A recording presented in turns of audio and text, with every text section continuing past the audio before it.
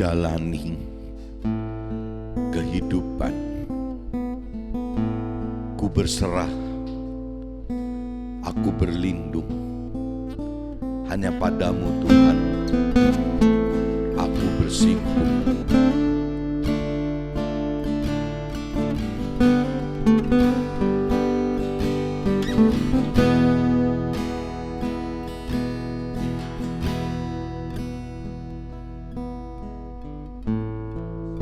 Di bawah langit biru, aku bersujud dan hanya kepadamu aku memohon.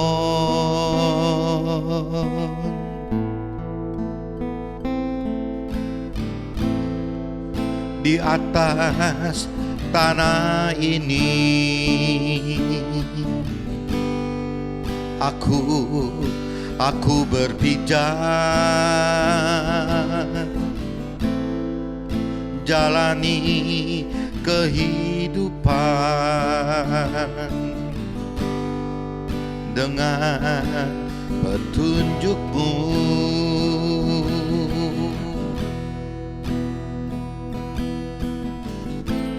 Ku berserah, aku berlindung hanya padamu. Aku bersimpuh di bawah langit biru. Aku bersujud dan hanya kepadamu aku memohon. Di atas tanah ini aku berpijak jalani kehidupan dengan petunjuk-Mu.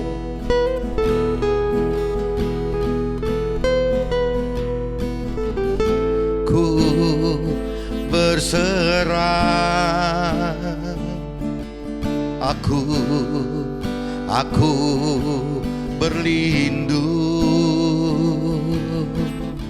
hanya padamu. Aku bersimpuh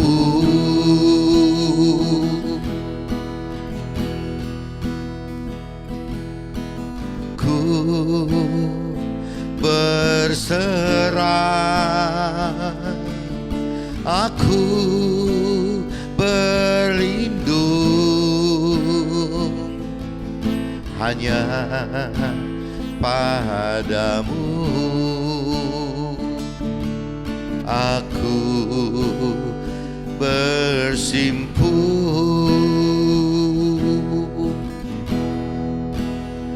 hanya padamu. Aku bersimpuh jalani kehidupan.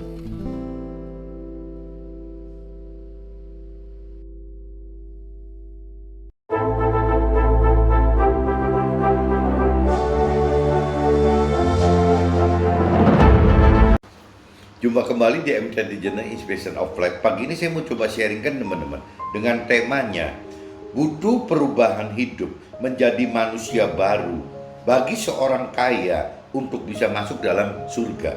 Jadi tidak mudah teman. Kalau firman Tuhan katakan bahwa untuk orang kaya masuk ke dalam surga itu tidak mudah teman. Nah, orang kaya ini apabila sudah berkeluarga ini juga jadi satu kelompok teman. Jadi mungkin ada si suaminya, ada istrinya, ada anak-anaknya gitu. Ini juga satu kendala teman bagi orang kaya yang dalam satu keluarga. Ini juga akan menjadi kendala yang berbeda dengan apabila orang kaya itu baru sendirian, single saja gitu. Itu beda terjadinya teman-teman. Nah, ini saya sebelum masuk ke draft saya teman-teman, saya coba bacakan dengan dasar kitab Matius 19 teman-teman, ayatnya 16 sampai 30 dan kitab Mazmur teman-teman pasal 73 ayatnya 1 sampai 28. Sekarang saya coba bacakan dulu teman-teman. Untuk di kitab Matius teman-teman, kitab Matius pasal 19. Coba teman-teman cari kitab Matius pasal 19 ayatnya 16 sampai 30 teman-teman. Nah, judul perikopnya teman-teman, orang muda kaya. Dan perikop keduanya upah mengikut Nabi Isa, upah mengikut firman Tuhan gitu. Jadi saya bacakan dulu perikop orang muda yang kaya dari 16 sampai 26 teman ayatnya. Ada seorang datang kepada Nabi Isa dan berkata, "Guru, perbuatan baik apakah yang harus kuperbuat untuk memperoleh hidup yang kekal?" Jadi ada murid yang bertanya kepada Nabi Isa gitu, "Guru, perbuatan baik apakah yang harus kuperbuat untuk memperoleh hidup yang kekal?" Jawab Nabi Isa, "Apakah sebabnya engkau bertanya kepadaku tentang apa yang baik? Hanya satu yang baik, tetapi jikalau engkau ingin masuk ke dalam hidup, turutilah segala perintah Tuhan Allah." Kata orang itu kepadanya, "Perintah yang mana?" Nah, kata Nabi Isa, "Jangan membunuh, jangan berzina, jangan mencuri, jangan mengucapkan saksi dusta, hormatilah ayahmu dan ibumu, dan kasihilah sesama manusia seperti dirimu sendiri." Ya, kata orang muda itu kepada Nabi Isa, "Semuanya itu telah kuturuti, apalagi yang masih kurang." Nah, terus Nabi Isa berkata kepadanya, "Jikalau engkau hendak sempurna," jadi kalau cerita bukan cuma baik saja, bukan cuma sekedar baik, tapi pengen lebih benar, lebih sempurna gitu.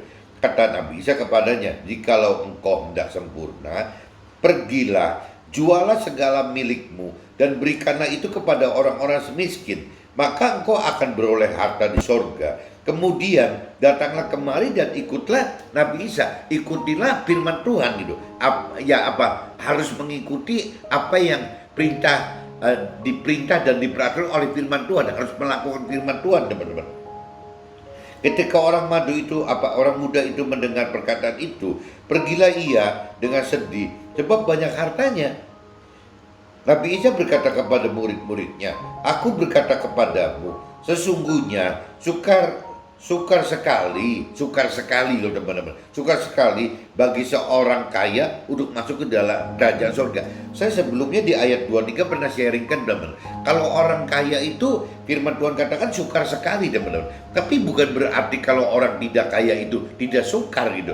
Cuman memang kalau kaya jadi ada sukar, dengan sukar sekali gitu. Tapi kalau tidak kaya juga sukar teman-teman, bukan tidak sukar. Ini teman-teman mesti camkan gitu, bahwa memang untuk bisa masuk ke dalam surga itu tidak mudah teman.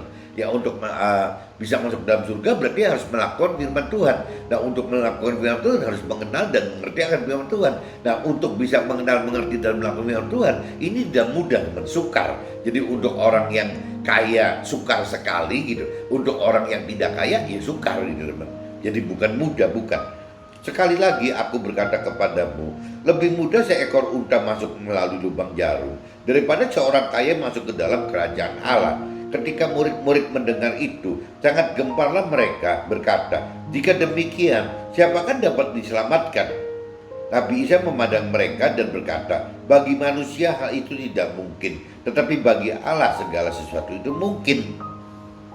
Ini cerita dari ayat 16 sampai ke 26-nya teman-teman. Judulnya tadi orang muda yang kaya dulu. Nah, sekarang saya coba lanjut ke ayat 27 sampai 30-nya.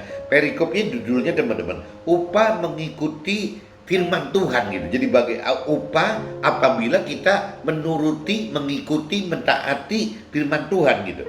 Lalu Petrus menjawab kepada Nabi Isa, "Kami ini telah meninggalkan segala sesuatu dan mengikuti engkau. Jadi apakah yang akan kami peroleh?" Jadi si Petrus bertanya kepada Nabi Isa apabila dia melakukan firman Tuhan, terus apa gitu, apa yang Petrus bisa peroleh. Nah, kata Nabi Isa kepada mereka, "Aku berkata kepadamu, sesungguhnya pada waktu penciptaan kembali, apabila anak manusia bersemayam di tahta kemuliaannya, kamu yang telah mengikut firman Tuhan, melakukan firman Tuhan, akan duduk juga di atas 12 tahta untuk menghakimi ke-12 suku Israel." Jadi ikut terlibat dalam pemerintahan kerajaan Tuhan di dalam akhirat teman-teman, di dalam sorga gitu. Dan setiap orang yang karena nama nama Tuhan itu meninggalkan rumahnya, dan setiap orang yang karena nama Tuhan Allah meninggalkan rumahnya, saudaranya laki-laki atau saudaranya perempuan, bapak atau ibunya, anak-anak atau ladangnya, akan menerima kembali 100 kali lipat dan akan memperoleh hidup yang kekal.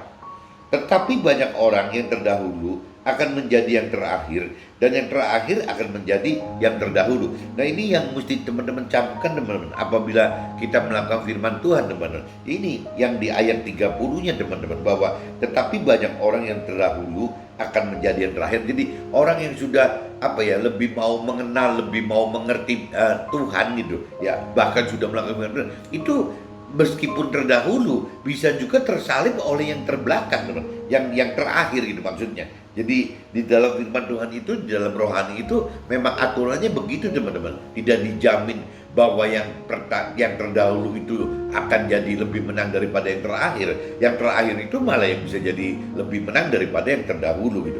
Ini saya sudah bacakan di kitab Matius pasal 19, teman-teman, ayatnya dari mulai 16 sampai ke 26, dan saya lanjut lagi ke 27 sampai 30, udah selesai.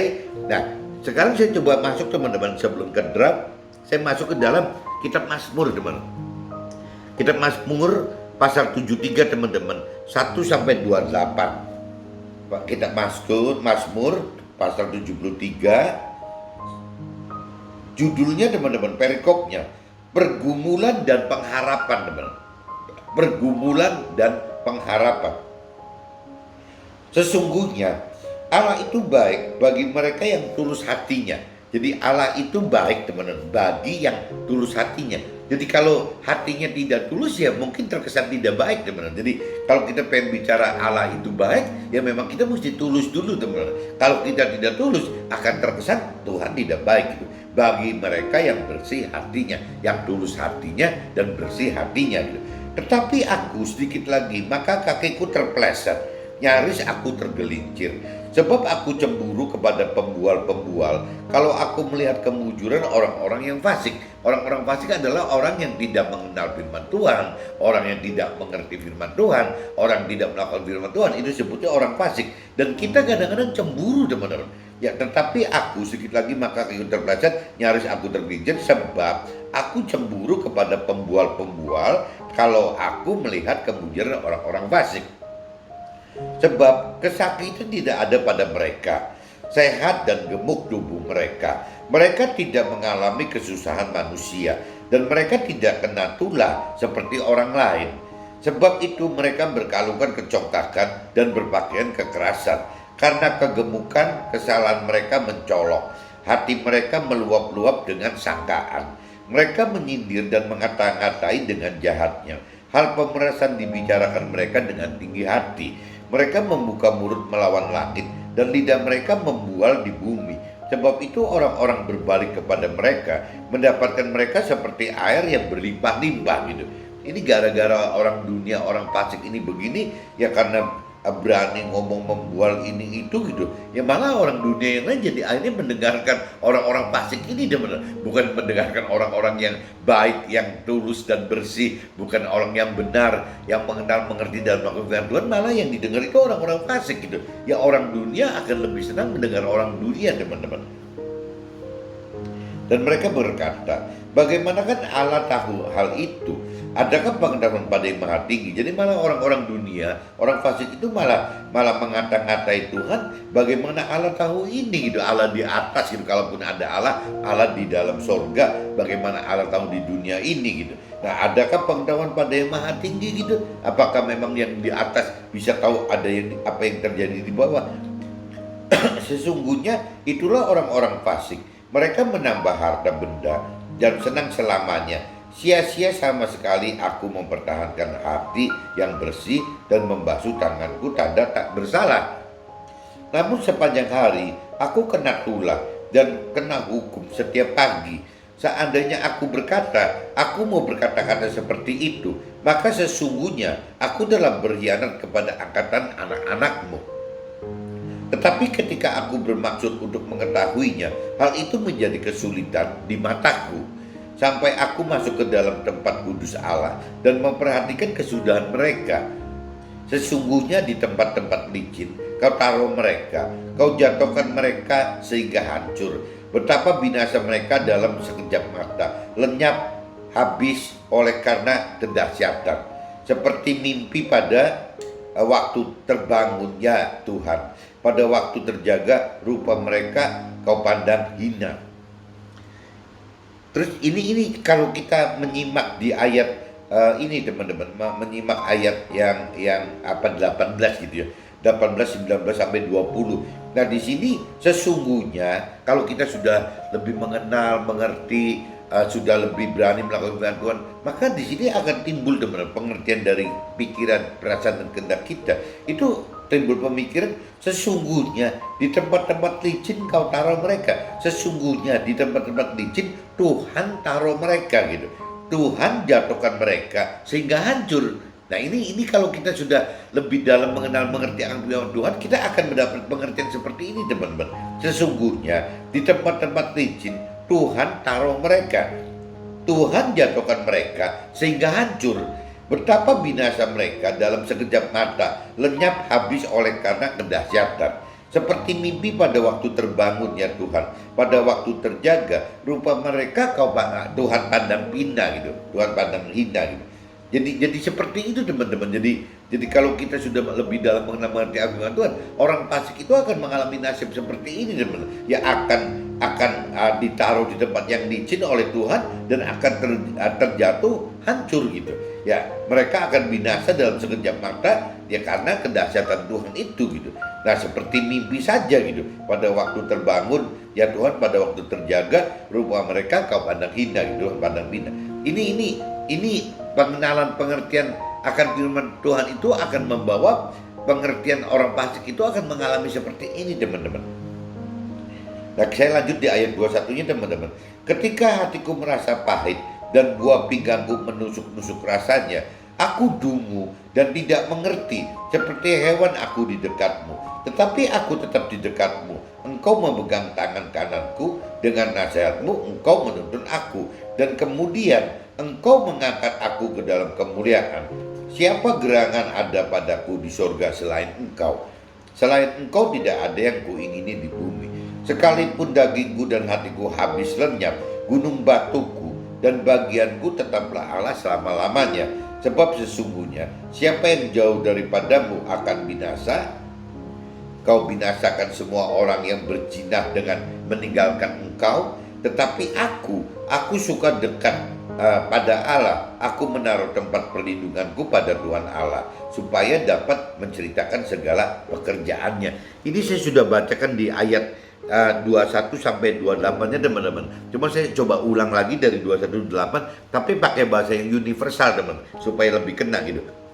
Ketika hatiku merasa pahit dan buah pinggangku menusuk rasanya, aku dungu dan tidak mengerti, seperti hewan aku di dekat Tuhan. Tetapi aku tetap di dekat Tuhan. Tuhan memegang tangan kananku.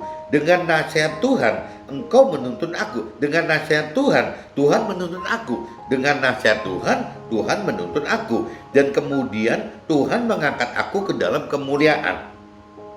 Siapa gerangan ada padaku di sorga selain Tuhan? Selain Tuhan tidak ada yang kuingini di bumi ini. Sekalipun dagingku dan hatiku habis lenyap, gunung batuku dan bagianku tetaplah Tuhan Allah selama-lamanya. Sebab sesungguhnya siapa yang jauh daripada Tuhan akan binasa. Tuhan binasakan semua orang yang berzina dengan meninggalkan Tuhan. Tetapi aku suka dekat pada Tuhan. Aku menaruh tempat perlindunganku pada Tuhan Allah, supaya dapat menceritakan segala pekerjaan Tuhan gitu. Jadi intinya di kitab Mazmur 73 itu bunyinya seperti itu teman-teman. Judulnya yang tadi dikatakan apa, jadi apa ya, butuh pergumulan dan pengharapan teman. Untuk bisa ikut bersama Tuhan itu ya kita butuh yang tadi dikatakan, kita butuh pergumulan dan pengharapan teman-teman. Jadi nyambung sama kitab Matius yang 19 tadi teman-teman, yang 16:30 ayatnya itu ya, maksudnya ya kalau kita pengen apa masuk dalam surga ya memang kita mesti melewati ini teman-teman, pergumulan dan pengharapan gitu. Nah, ini saya coba mulai masuk ke dalam draft aja teman-teman. Apa yang saya alami dalam hidup saya gitu. Ini kalau kita baca menyimak gitu. Kitab Matius pasal 19 teman-teman. Kitab Matius pasal 19 ayat 23 dikatakan teman-teman, aku berkata kepadamu, sesungguhnya sukar sekali bagi seorang kaya untuk masuk ke dalam kerajaan sorga.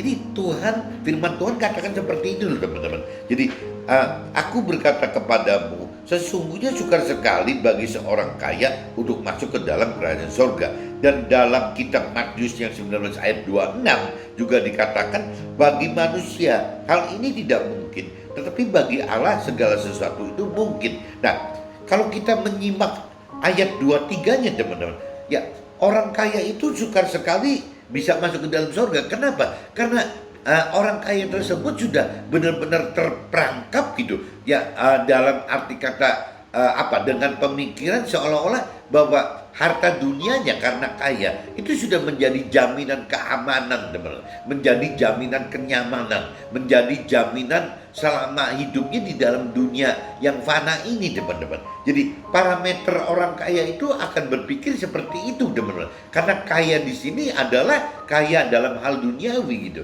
Nah, sedangkan kalau bicara secara firman Tuhan, secara Tuhan gitu, yang namanya kaya di dunia itu kan sementara teman-teman. Ada parameter cuma 70-80 tahun aja gitu. Paling maksimal umur manusia itu firman Tuhan katakan 120 tahun. Berarti kalau kita pakai parameter firman Tuhan yang 780 tahun atau 120 tahun, berarti kan tetap teman-teman, ya hidup di dunia yang fana ini ada batas 70, 80 atau 120 tahun gitu. Nah, sedangkan parameter Tuhan itu kan bukan di dunia ini teman-teman. Yang parameter Tuhan itu kan di dunia yang nanti, di langit baru dan bumi baru gitu, di dunia yang baru. Berarti dunia yang masuknya ke akhirat teman-teman, bukan dunia yang fana ini, tapi masuk ke dalam akhirat yang kekal.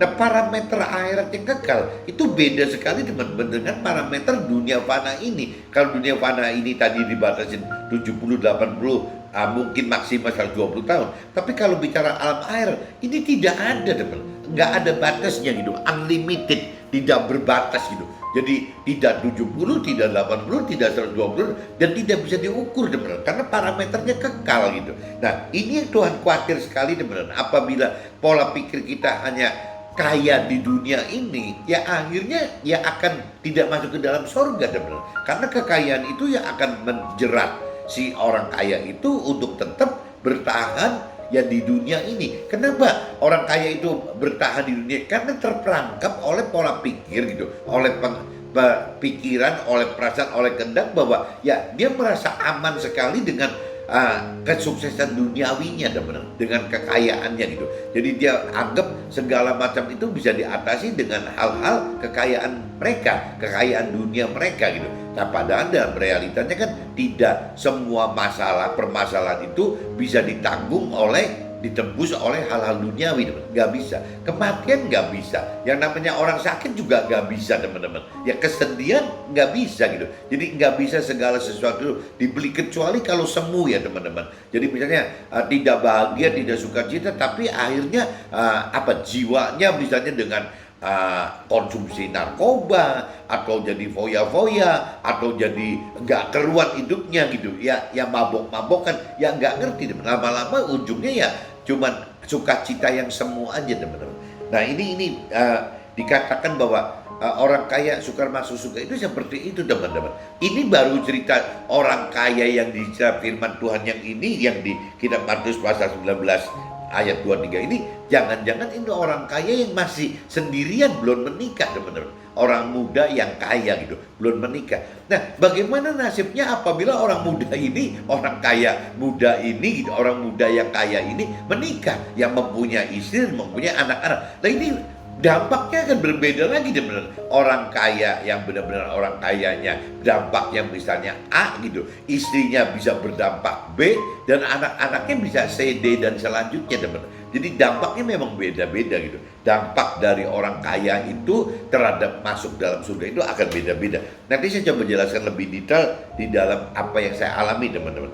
Selama seseorang dipilih dan dipanggil serta mau melembutkan hati serta tidak tegar tengkuk, maka Tuhan akan memulai penggarapan dengan mendatangkan permasalahan yang terkait dengan keunggulannya, yang baik soal kekayaannya, soal kepandaiannya, soal kekuatannya, soal keindahannya, dan lain-lain teman. Yang jelas keunggulannya, di mana keunggulan tersebut akan Tuhan singkirkan.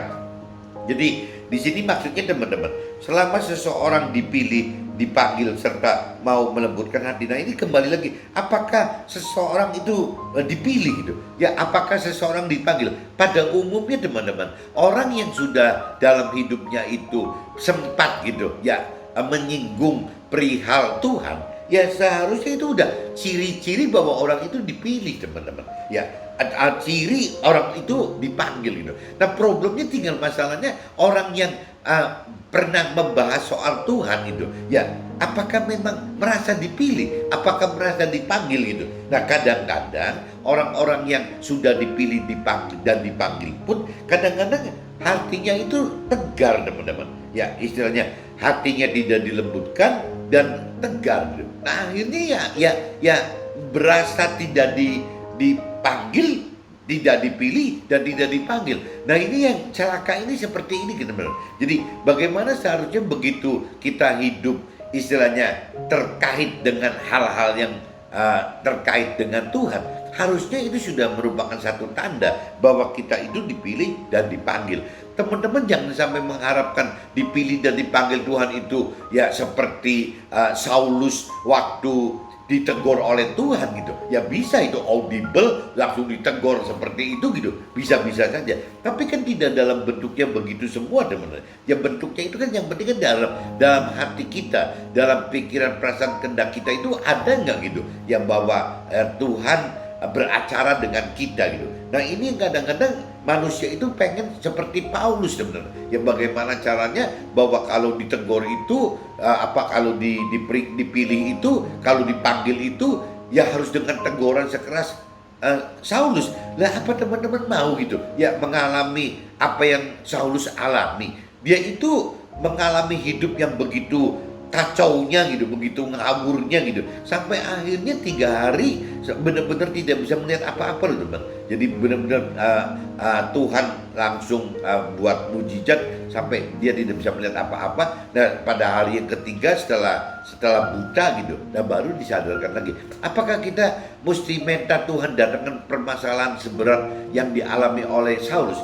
Rasanya kan tidak teman-teman. Kita sudah membaca firman Tuhan bahwa ada cerita Saulus itu, ya jangan sampai kita mesti ngalami seperti Saulus teman-teman. Apakah kita akan sekuat Saulus gitu waktu mengalami ujian cobaan seperti Saulus? Rasanya kita bisa nggak kuat teman-teman. Jadi rasanya kita cukup lemburkan hati kita saja, dan kita juga jangan tegar tengkuk bahwa ada cerita si Saulus menjadi Paulus itu seperti itu teman-teman. Nah berarti kita bisa lebih mudah untuk dipilih dan dipanggil Tuhan apabila hati kita lembut dan kita tidak tegar tengkuk. Nah Tuhan akan memulai penggarapan waktu hati kita lembut dan tidak tegar tengkuk. Tuhan mulai teman-teman mengadakan penggarapan bagi kita yang biasanya dengan mendatangkan permasalahan.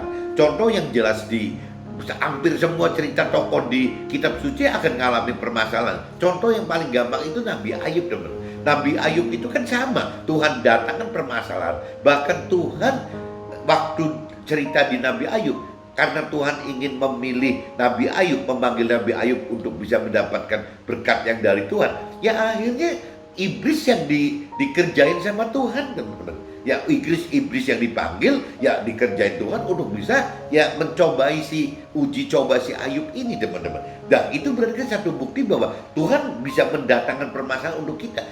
Bukan cuma ke Nabi Ayub, ke kita-kita juga bisa teman-teman. Ke orang kaya ini juga bisa. Ke keluarga orang kaya itu juga bisa gitu. Jadi intinya begitu teman-teman ya. Tuhan akan mendatangkan permasalahan kepada kita seperti halnya kepada Nabi Ayub yang terkait dengan keunggulan kita teman-teman. Kalau kita bicara kaya ya berarti keunggulan kita orang kaya itu yang akan diproses gitu, yang akan digarap. Kalau kita memang orang pintar ya berarti kepintaran kita yang akan diproses. Kalau soal keindahan ya kita memang cakap atau cantik sekali gitu ya, mungkin juga akan Tuhan bisa garap gitu soal masalah keindahan kita. Bisa juga soal kekuatan kita selalu juara terus kalau lomba gitu, bisa juga itu jadi hal ya. Seorang penyanyi indah sekali suaranya, bisa aja suaranya juga dihilangkan. Bisa juga yang dialami salah satu presenter Indonesia yang terkenal itu suaranya bisa dihilangkan sama Tuhan gitu, kalau Tuhan mau gitu teman.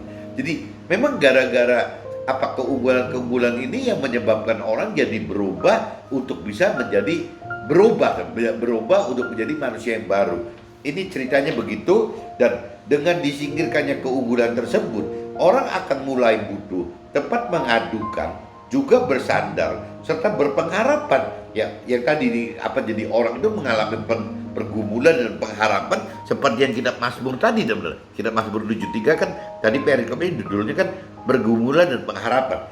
Jadi dengan disingkirkannya keunggulan tersebut, orang akan mulai butuh tempat mengadukan, juga bersandar serta berpengharapan. Jadi pergumulan dan pengharapan, proses tersebut adalah perubahan hidup dimulai gitu. Dan dengan kondisi pergumulan dan pengharapan ini, ya proses perubahan hidup itu dimulai teman-teman. Proses perubahan hidup, metamorfosa itu, proses perubahan dari ulat menjadi kepompong dan menjadi kupu-kupu itu dimulai dalam kehidupan orang tersebut teman. Bagaimana hidup yang awalnya hanya mengandalkan diri sendiri dan sekarang belajar hidup dengan andalkan Tuhan dan firman Tuhan, ya, di mana Tuhan berikan Roh Tuhan sebagai kuasa mengerti dan melakukan firman Tuhan. Nah, waktu kita mengalami permasalahan ini teman-teman, ya Tuhan kan terus, kalau kitanya tidak lembut hati dan tidak tegar teguh, ya Tuhan akan terus bimbing kita teman-teman untuk mengadakan perubahan dengan cara lebih dalam mengenal mengerti akan firman Tuhan teman-teman. Bagaimana dibuat lebih dalam mengenal firman Tuhan, mau mengenal firman Tuhan juga. Nah, dibuat bagaimana cara lebih dalam mampu mengerti firman Tuhan, dibuat lebih berani untuk melakukan firman Tuhan. Jadi Tuhan akan giring, akan garap kita sampai di posisi itu teman-teman. Jadi apa ya? Waktu kita mau mengenal firman Tuhan itu berarti kan itu kan dari kitanya teman-teman, dari jiwa kita, dari pikiran, perasaan, kehendak kita, mau nggak gitu untuk mengenal Tuhan dan firman Tuhan. Itu dari sisi kita, kemauan. Tapi begitu kita mau teman-teman, kan pasti ada pengertian-pengertian yang berbeda gitu daripada kita tidak mengerti karena tidak mengenal sama sekali Tuhan dan firman Tuhan. Setelah kita mengerti firman Tuhan, kita mulai teman-teman, mulai mengerti bahwa di dalam unsur kita itu terdiri dari tubuh, jiwa, dan roh. Bukan hanya tubuh jiwa seperti halnya orang-orang dunia biasa anggap seperti itu, bahwa manusia itu terdiri hanya tubuh dan jiwa aja. Makanya orang-orang dunia itu ya kisaran hidupnya hanya di dunia. Begitupun orang keyakinan teman-teman. Orang keyakinan adalah orang yang sudah beragama tapi dengan pola-pola dasar duniawi gitu. Ya sama, ini orang dunia dan orang punya keyakinan itu sama teman. Dua-duanya itu masuk dalam kategori ya orang yang cuma hidupnya hanya dengan dasar tubuh dan jiwa saja. Makanya parameternya adalah dunia teman-teman, yang 70, 80, 120 tahun tadi gitu.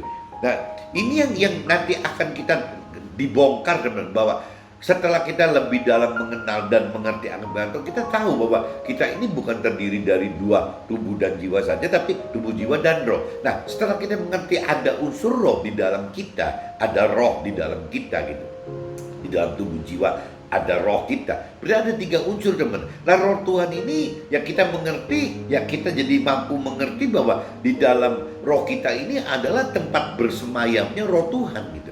Roh Tuhan di dalam kita ini hanya bisa hidup ya di dalam roh kita. Sehingga kita hidup itu dalam kondisi bukan cuma tubuh jiwa saja, tapi ada tubuh jiwa roh, bahkan ada kuasa roh Tuhan teman. Ada kuasa Tuhan yang membuat tubuh kita kuat, membuat jiwa kita kuat, membuat roh kita kuat gitu. Karena ada roh Tuhan sebagai sumber kuasa yang dari Tuhan yang diberikan kepada kita.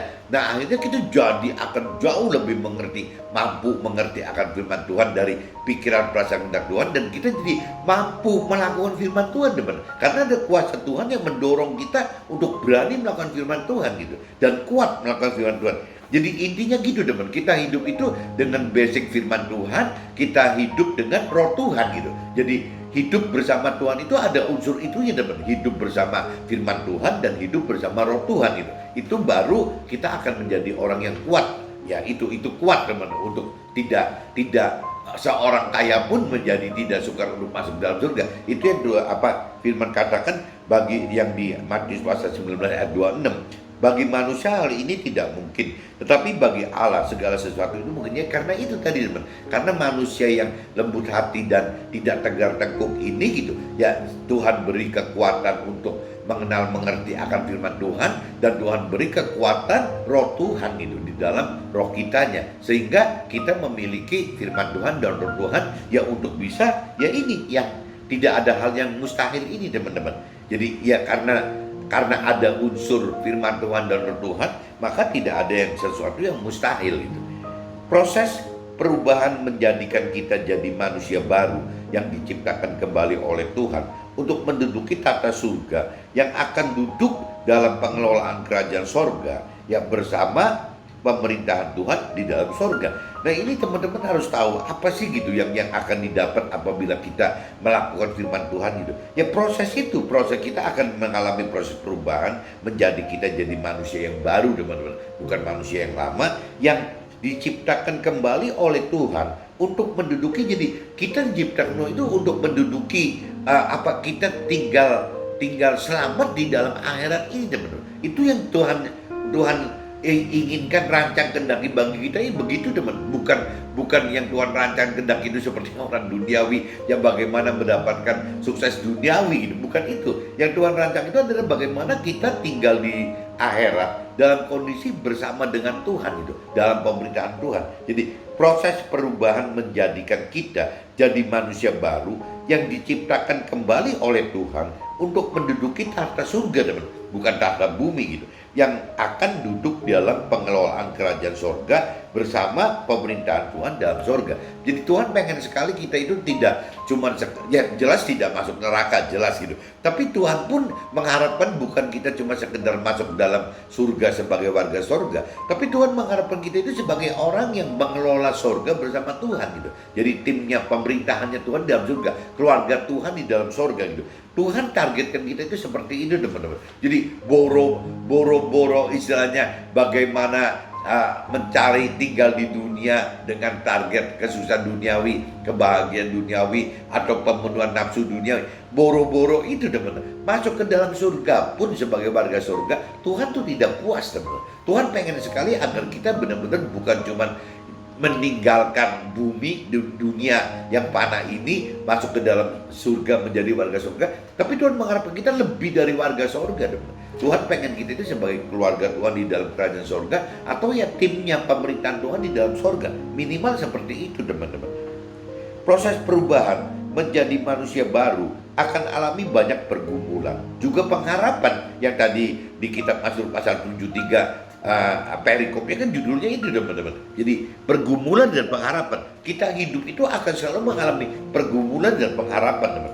Proses perubahan menjadi manusia baru akan alami banyak pergumulan juga pengharapan yang menghasilkan akan kedalaman pengenalan akan Tuhan dan firman-Nya, serta kemampuan mengerti akan maksud firman Tuhan dari pikiran dan perasaan serta kehendak Tuhan gitu. Jadi kembali lagi, proses dan pergumulan dan pengharapan ini, teman-teman, yang menyebabkan kita, ya ini kan pasti proses pergumulan dan pengharapan ini kan timbul karena banyaknya permasalahan, teman. Ya contohnya kayak Nabi Ayub kan mengalami hal-hal yang udah gak kira-kira. Nabi Ayub itu dari mulai hartanya habis, akhirnya anak-anaknya habis juga, akhirnya ribut sama istrinya, akhirnya badan dia borokan semua gitu, fisiknya sampai kena juga, tubuhnya kena juga, jadi tubuhnya kena, jiwanya kena gitu. Nah bahkan terakhir ya dicaci maki sama istrinya teman-teman. Ya mungkin ditinggal sama istrinya mungkin gitu. Ya sampai istrinya yang nggak tahan, kenapa si Ayub kok bego begini, kok ngikutin aja Tuhan padahal sudah habis-habisan semua. Nah itu yang dihadapin Ayub itu adalah proses pergumulan dan pengharapan, teman-teman. Pergumulan karena menghadapi segala macam banyak permasalahan. Pengharapan itu ya Nabi Ayub tidak lari dengan mengharapkan ya janji-janji Tuhan itu, teman-teman. Ya Nabi Ayub beriman, percaya kepada Tuhan gitu. Tidak mungkin Tuhan akan telantarkan Nabi Ayub seperti itu. Nah ini makanya di sini saya katakan proses perubahan menjadi manusia baru itu akan mengalami banyak pergumulan juga pengharapan yang menghasilkan akan kedalaman pengenalan akan Tuhan. Ya dari proses pergumulan dan pengharapan ini jadi kita memiliki kedalaman akan pengenalan akan firman Tuhan, teman. Kita memiliki kemampuan untuk mengerti gitu. Ya Tuhan dan firman Tuhan dari pikiran perasaan kehendak Tuhan. Itu yang kita akan alami, teman. Nah waktu kita mendapatkan kedalaman pengenalan akan firman Tuhan dan kemampuan untuk mengerti firman Tuhan dari pikiran perasaan kehendak Tuhan, kita jadi hanya berani, teman. Berani melakukan firman Tuhan, teman. Ya meskipun ya kembali lagi bagi orang dunia mustahil gitu. Kita ada orang berani melakukan firman Tuhan itu mustahil gitu. Tapi bagi Tuhan apabila orang sudah mengenal dalam akan firman Tuhan dan mampu mengerti firman Tuhan, maka orang tersebut pasti akan mampu, akan mampu untuk melakukan firman Tuhan, akan berani melakukan firman Tuhan. Karena apa? Karena kedalaman pengenalan firman Tuhan dan Tuhannya, maupun kemampuan mengenal dan kemampuan mengerti Tuhan dan firman Tuhannya, itu yang menyebabkan orang jadi berani untuk melakukan firman Tuhan, teman-teman. Jadi kalau tanpa ada kedalaman pengenalan dan kemampuan mengerti, rasanya susah, teman-teman, untuk berani melakukan firman Tuhan. Yang Tuhan katakan tadi di kitab Matius pasal 19 ayat 26 bahwa mustahil gitu kalau Tuhan tidak mengarahkan kita sampai seperti itu gitu, teman-teman. Nah, kedalaman pengenalan dan kemampuan mengerti akan pribadi Tuhan dan firman Tuhan yang menyebabkan kita makin berani melakukan firman Tuhan. Hal inilah yang menyebabkan orang kaya dapat alami perubahan hidup sehingga dapat masuk ke dalam kerajaan sorga. Nah ini, teman-teman, yang menyebabkan karena kedalaman pengenalan ini, karena kemampuan mengerti akan firman Tuhan dari karena kedalaman pengenalan akan Tuhan pribadi Tuhan dan firman Tuhan, karena kemampuan mengerti gitu ya akan Tuhan dan firman Tuhan, ya ini yang menyebabkan, teman-teman, orang kaya dapat alami perubahan hidup sehingga dapat masuk ke dalam kerajaan surga. Tanpa mengalami perubahan menjadi manusia baru seperti ini, teman-teman, itu ya memang mustahil, teman. Memang mustahil orang kaya bisa masuk ke dalam surga, karena memang firman-Nya sudah katakan begitu ya, bahwa orang kaya itu sangat sukar masuk ke dalam kerajaan surga. Tapi saya tadi revisikan, bukan berarti kalau orang tidak kaya jadi mudah masuk surga. Ya orang tidak kaya pun juga akan sukar masuk surga, tapi tidak ada kata-kata sukar sekali, teman. Tidak ada kata-kata sangat sukar gitu. Jadi ya bedanya gitu, teman. Orang kaya akan sangat sukar atau sukar sekali masuk surga karena ya tadi ya terbelenggu oleh kekayaan duniawinya tadi, teman, karena kesusahan duniawi tadi gitu. Tapi kalau orang yang tidak kaya kan tidak terbelenggu akan kekayaan dan kesuksesannya gitu. Nah meskipun tidak mudah juga, teman-teman. Nah ini yang dari hari ini saya coba sharingkan seperti ini, teman-teman. Butuh perubahan hidup menjadi manusia baru bagi seorang kaya untuk masuk dalam surga. Nah ini yang saya umpamakan, teman. Kalau cerita di sini kan cerita di firman Tuhan yang orang kaya ini kan orang muda yang kaya, teman-teman. Saya persepsikan orang muda yang kaya itu belum berkeluarga, teman-teman. Nah sekarang bagaimana, teman-teman, apabila seorang kaya itu sudah berkeluarga? Ya bagaimana seorang kaya ini sudah memiliki istri dan memiliki misalnya beberapa anak. Nah kendalanya bagaimana gitu? Ya apabila seorang kaya dan keluarganya seorang kaya tersebut mau masuk ke dalam surga, apa ini dampaknya beda-beda, teman-teman. Kalau pengalaman saya ya pasti beda-beda, teman-teman. Satu orang diproses, orang kaya atau orang yang punya kemampuan keunggulan yang lain lah, bukan cuma soal kaya aja, teman-teman. Misalnya soal kepintaran, soal kemampuan karena pinter nyanyi gitu, atau lomba jago olahraga atau apalah gitu, ya yang ada keunggulannya gitu. Tidak dijamin teman-teman. Orang yang punya keunggulan itu gitu, ya misalnya anggaplah bapaknya gitu, bapaknya itu sebagai orang yang kaya atau yang punya keunggulan, ya istrinya gitu, ya apabila bapaknya istilahnya berjuang untuk bergumul dan berpengharapan berubah untuk bisa masuk surga, ya tidak otomatis gitu si bapak ini, si ayah ini, si suami ini bisa membawa istrinya dan anak-anaknya teman-teman. Jadi ini urusannya personal sekali gitu, ini urusannya pribadi sekali. Jadi apabila seorang ayah atau seorang suami gitu, ya memang tergerak untuk berubah gitu, yang mengalami pergumulan dan pengharapan kepada Tuhan untuk bisa diselamatkan masuk ke dalam target keselamatan akhirat, ya bisa aja seorang suami atau ayah ini berubah teman, ya menjadi manusia yang baru. Nah waktu si suami atau ayah ini berubah, ini jadi tontonan ya teman-teman, ya jadi tontonan si istrinya, jadi tontonan anak-anaknya gitu. Nah belum tentu waktu si suami atau si ayah ini berubah, ya automatically diikuti oleh istri dan anak-anak. Ini yang belum tentu teman-teman. Jadi kembali lagi, urusan Tuhan itu benar-benar personal sekali teman-teman. Nah ini yang sebenarnya kasihan banget ya. Contoh seperti cerita di kitab Ayub kan gitu, ya bukan dijamin istilahnya Ayub yang sudah beristri, Ayub yang sudah beranak itu gitu, bahkan bermantu, ya bisa diselamatkan itu dalam bentuk ya Ayub dengan istrinya dan anak-anaknya gitu teman. Kalau kita mengacu ke cerita Ayub, itu habis semua kok teman. Yang diselamatkan itu cuma Ayub aja gitu. Pribadi Ayub, personal pribadi Ayub yang diselamatkan oleh Tuhan menjadi manusia baru teman. Tapi anak-anaknya kan dalam hal ini kan menjadi topik permasalahan gitu, ya malah meninggal semua anak-anaknya. Berarti Ayub tidak bisa mengajak anak-anaknya untuk bisa mendapatkan keselamatan dari Tuhan, karena memang materinya salah satunya permasalahan pergumulan Ayub itu adalah ya permasalahan kehilangan anak-anak itu dong. Hartanya hilang, anak-anaknya hilang. Tapi kalau kita bicara di dalam istrinya gitu, istrinya kan tidak kena topik, istilahnya kena dalam permasalahan proses ujian cobaannya Ayub. Istrinya kan tidak dapat, beda dengan anak-anaknya. Kalau istrinya itu kan mengalami apa ya? Mengalami apa ujian cobaan yang Ayub rasakan gitu. Jadi waktu Ayub merasakan ujian cobaan itu kan istrinya juga ada teman-teman, yang bareng-bareng sama Ayub, ada di pinggir Ayub teman-teman. Berarti kan yang mengalami masalah kehilangan harta, kehilangan anak-anaknya, ya sampai Ayub jadi borokan semua gitu. Ya semua kan istrinya tahu teman-teman, bukan istrinya tidak tahu. Berarti kan Ayub dan istrinya tahu gitu ya.